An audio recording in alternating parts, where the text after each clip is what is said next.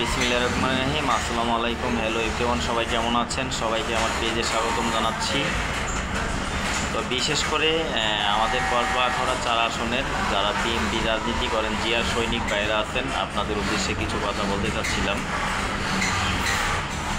কথা হলো ভাই, ব্যক্তির রাজনীতি ছাড়েন।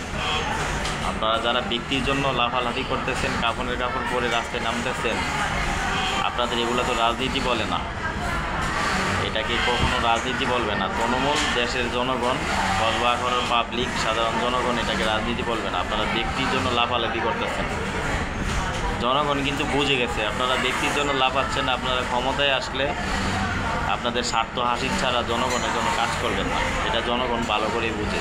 সেজন্য আপনাদের সাথে জনগণ নাই। আপনারা ভালো করে মাঠে খোঁজ নিয়ে দেখেন, আপনারা ফেসবুকে স্ট্যাটাস দেন, জনগণের মতামত নিয়ে আপনারা করবেন। এগুলা বাইকা ভুয়া স্ট্যাটাস বন্ধ করে সৎভাবে কাজ করেন।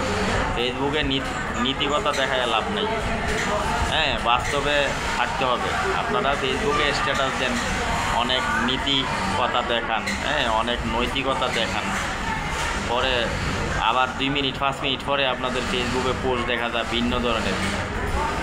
ব্যক্তির জন্য লাফালাফি করেন, এগুলো বাদ দেন।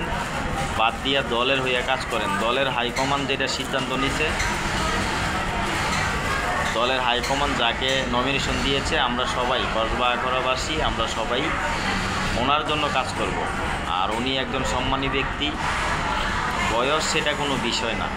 18 বছর প্লাস হয়েছে, এখন উঠতে যতটুকু হোক, ওনার ইনশাল্লাহ ওনার জ্ঞান আমাদের চেয়ে অনেক ভালো এবং ওনার চোখের পাওয়ার আমাদের চেয়ে অনেক ভালো ইনশাল্লাহ।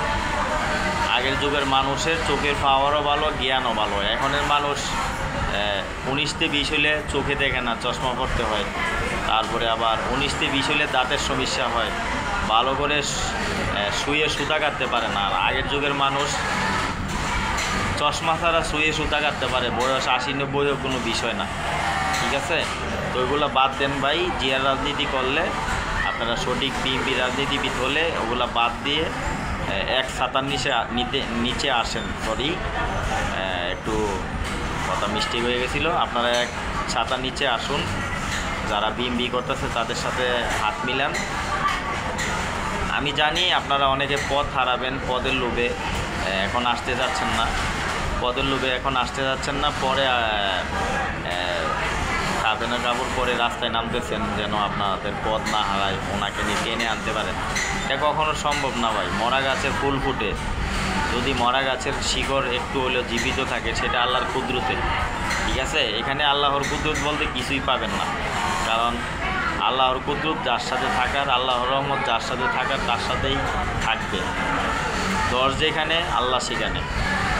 এখানে ঐক্যবদ্ধ যারা বিএনপির নমিনেশনের জন্য আরও কয়েকজন এমপি প্রার্থী ছিল, সবাই কিন্তু আমাদের জননেতা জনাব মুজিবুর রহমান স্যারকে সমর্থন করছে এবং ওনার সাথে রাজনীতি করার জন্য সবাই ঐক্যবদ্ধ হয়েছে বিএনপির।